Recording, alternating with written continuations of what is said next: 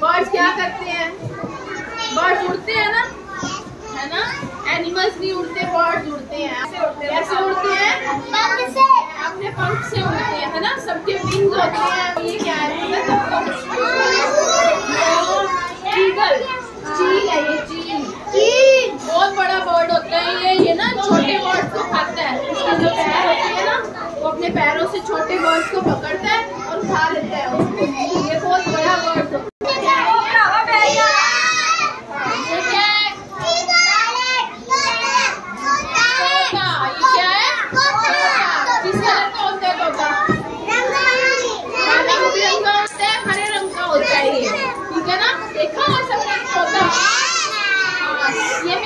बोलता है क्या खाता है ये?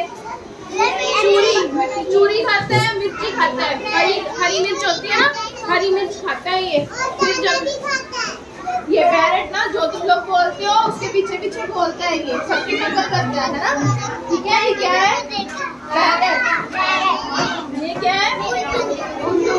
उल्लू क्या करते हैं? रात को सोता है ना, ये ना रात को जागता है। जैसे हम लोग सब रात को सोते हैं, दिन में जागते हैं ना।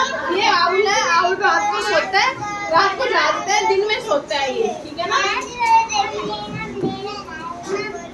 ये बहुत सारे अंधेरे में, कितना अंधेरा भी हो ना फिर भी इसको दिखता है। हम लोगों को दिखता है अंधेरे में? नहीं दिखता, है ना?